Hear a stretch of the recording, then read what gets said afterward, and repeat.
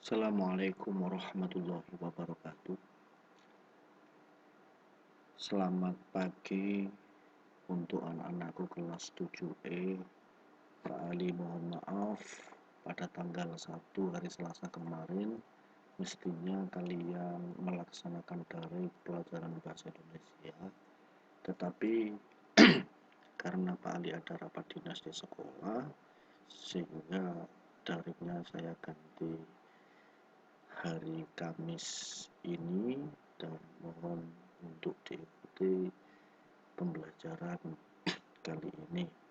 Pertama, marilah kita berdoa bersama-sama agar pembelajaran kali ini bermanfaat. Berdoa mulai.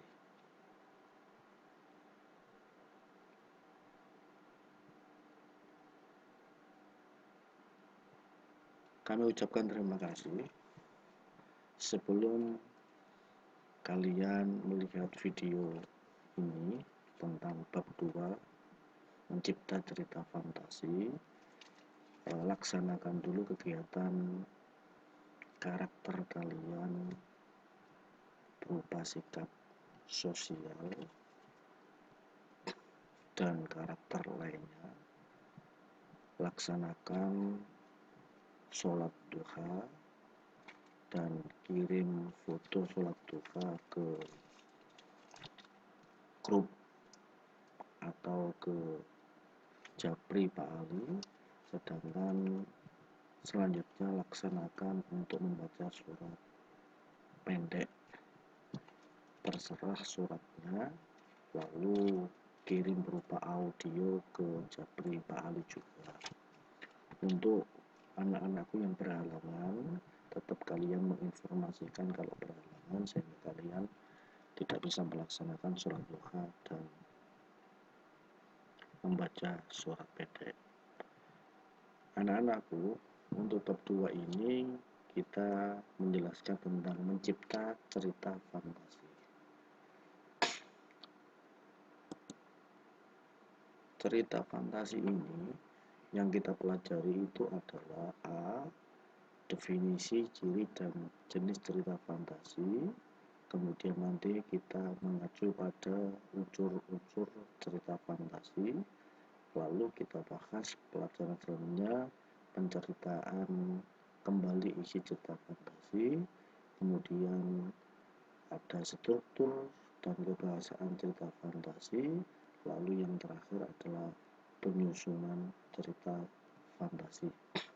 Nah, anak-anakku, untuk kali ini kalian nanti hanya belajar tentang bagian A, bagian B, dan bagian C. Sedangkan untuk yang D dan E pada pertemuan daring yang akan datang. Kita awali dari bagian A. Nah, di bagian A ini kita menjelaskan tentang definisi, ciri, dan jenis cerita fantasi. Pertanyaan pertama, apa itu cerita fantasi? Kemudian ciri-ciri cerita fantasi itu apa? Lalu jenis-jenis cerita fantasi. Agar kita mengetahui ini semua, kita harus simak secara penuh pembelajaran kali ini. Kita awali dari definisi cerita fantasi. Yang dinamakan dengan definisi cerita fantasi adalah gambaran peristiwa sesuai urutan waktu berdasarkan daya pikir dan daya khayal.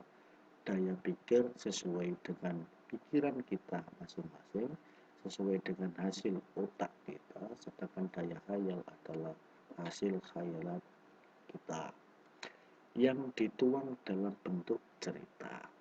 Nah, dari pengertian ini kita banyak mengetahui contoh-contoh cerita fantasi. Ada Ibu Upin, ada Timun Emas, ada Kancil Makan Timun, dan lain-lain. Itu adalah bagian dari contoh cerita fantasi. Lalu ciri-ciri cerita fantasi itu apa? Di sini dijelaskan.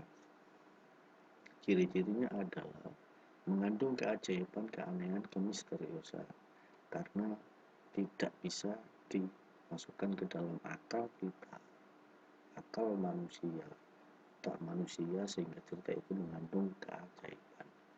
Kemudian memiliki ide cerita. Jadi cerita itu ada idenya, ada gagasannya yang dinamakan dengan ide cerita atau gagasan cerita. Kemudian ciri yang ketiga adalah menggunakan latar lintas ruang dan waktu. Anggap saja ini adalah menggunakan latar, tempat, dan latar waktu. Kemudian ciri selanjutnya adalah unik. Unik dan memiliki kesaktian. Sesuatu yang tidak bisa dimasukkan ke dalam akal manusia, tidak bisa di dalam berdasarkan hasil logika manusia, maka cerita itu penuh dengan keunikan, penuh dengan kesaktian. Bayangkan ada timun emas, emas dalam bentuk timun. Pak Ali lahir sampai sekarang pun tidak tahu, sama sekali tidak tahu kok ada timun tapi emas. Nah, karena tidak bisa diakal oleh manusia, maka timun emas ini mempunyai keunikan dan kesaktian. Kemudian ciri yang selanjutnya adalah bersifat fiksi. Bersifat fiksi ini adalah berupa khayalan, hasil imajinasi seseorang, bukan berupa pikiran seseorang, tapi khayalan, sifatnya mengada-ada. Kemudian ciri tag lainnya adalah bahasa percakapan adalah bahasa sehari-hari atau bahasa informal, sehingga bahasanya itu sesuai dengan bahasa kita, kalian semua, dan keluarga kalian sehari-hari, baik di rumah maupun di tempat-tempat yang lainnya. Nah, materi selanjutnya adalah jenis-jenis cerita fantasi. Ini ada dua, berdasarkan latar cerita dan kemudian berdasarkan kenyataan hidup sehari-hari. Berdasarkan latar cerita, ada latar lintas waktu, masa lampau, ada latar waktu sezaman, ada latar lintas waktu futuristik ataupun masa akan datang. Nah, ini berdasarkan latar waktu, waktunya bisa lampau, waktunya bisa sezaman, dan waktunya bisa yang akan datang. Kemudian ada jenis cerita fantasi berdasarkan kenyataan hidup sehari-hari. Cerita fantasi total, cerita fantasi irisan. Kalian kalau pernah melihat Indosiar, itu ada film berdasarkan cerita nyata. Nah, ini berdasarkan kenyataan hidup sehari-hari sehingga disinetronkan tetapi dalam bentuk fantasi, walaupun sumbernya dari cerita nyata. Ini adalah jenis-jenis cerita fantasi. Kemudian unsur-unsur cerita fantasi, apa sih yang dinamakan dengan unsur-unsur? Unsur-unsur cerita fantasi itu adalah unsur yang membangun cerita fantasi. Cerita fantasi ini mestinya tidak ada, tetapi ada gara-gara ada unsur-unsur cerita fantasi. Ada unsur-unsur yang membangun. Unsur-unsur yang membangun itu ada dua, ada unsur intrinsik. Unsur intrinsik adalah unsur yang membangun cerita fantasi dari dalam. Kemudian ekstrinsik adalah unsur yang membangun cerita fantasi dari luar. Kemudian kita mengetahui semua yang intrinsik, ada tema, ada amanat, ada latar, ada tokoh, ada alur, konflik, sudut pandang. Anak-anak bisa melihat nanti dalam cerita fantasi itu ada temanya apa, ada apa amanat atau pesannya, kemudian latar waktu dan tempatnya, ada tokohnya, ada alurnya, ada konfliknya, ada sudut pandangnya. Kemudian unsur bangun yang bersifat ekstrinsik, ada bahasa, ada latar pengarang, dan nilai-nilai yang terkandung dalam cerita fantasi. Latar belakang pengarang ini bisa berhubungan dengan latar kehidupan pengarang, latar agama, latar politik, sosial, budaya, pendidikan, dan lain-lain. Awalnya seperti ini, nanti akan kita bahas pada saat tatap muka. Kita mereview ulang pada saat tatap muka. Materi selanjutnya adalah penceritaan kembali isi cerita fantasi. Ketika kita bisa melihat video cerita atau kita bisa mengetahui cerita fantasi, maka perlu diceritakan. Ada dua cara penceritaannya, disampaikan secara lisan dan disampaikan secara tulisan. Kalau ada cerita yang dalam bentuk tulisan, cerita dalam bentuk tulisan, maka penyampaian cerita fantasi ini disampaikan secara tertulis. Kemudian ada cerita yang disampaikan secara lisan,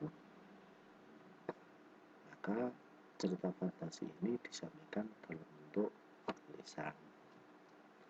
Nah, anak-anak, langkah penyampaian cerita fantasi. Nah, ini yang lisan ini kalian amati. Baca keseluruhan cerita fantasi, catat tokoh-tokoh dalam cerita fantasi, catat peristiwa, kemudian ceritakan kembali sampai pada nomor 8, ceritakan bagian pembuka, inti, dan penutup secara urut. Ini lisannya. Nah, seandainya dalam bentuk lisan ini, dalam bentuk kalian menyampaikan ini, terus kemudian kalian ulas ulang dalam bentuk tulisan, kalian bisa tulis ulang, maka cerita itu akan disampaikan secara tertulis. Nah, ini bagian-bagian yang mendukung atau syarat-syarat untuk melaksanakan penyampaian cerita fantasi secara tertulis. Jadi ada dua langkah penyampaian cerita fantasi. Yang pertama disampaikan secara lisan, kemudian disampaikan secara tertulis. Kita lanjut pada materi berikutnya. Ada pensil ajaib, contoh penyampaian cerita fantasi secara tertulis. Karena ditulis, maka cerita ini disampaikan secara tertulis. Kok ada ya pensil itu ajaib? Dalam otak kita tidak pernah menemukan, dalam pikiran kita tidak pernah menemukan, tapi dalam khayalan pasti ada pensil itu ajaib. Nah, ini adalah contoh cerita fantasi, tetapi yang disampaikan secara tertulis. Kemudian anak-anak ada contoh penyampaian cerita fantasi secara lisan. Nah, secara lisan ini nanti kalian diberi oleh Pak Ali video salah satu contoh. Pak Ali akan share di grup, kemudian kalian lihat, kalian amati sampai selesai. Insya Allah judul video fantasinya adalah Gadis Benjolan Korek. Anak-anak, ini pertemuan singkat, kalian bisa putar berulang-ulang, kalian pelajari. Setelah ini nanti kalian akan buka link daftar hadir, kemudian ada beberapa pertanyaan di sana, kalian jawab. Ingat anak-anak, saya ingatkan kembali, berdoa sebelum membuka, kemudian laksanakan sholat duha, kemudian laksanakan membaca surat pendek, kemudian sholat duha dan surat pendek kalian kirim ke Japri Pak Ali. Setelah selesai kalian buka link, kalian daftar hadir. Setelah daftar hadir, di sana ada beberapa soal, kalian jawab sehingga jawaban kalian nanti bisa Pak Ali catat sebagai tugas kalian. Terima kasih dan saya akhiri. Assalamualaikum warahmatullahi wabarakatuh.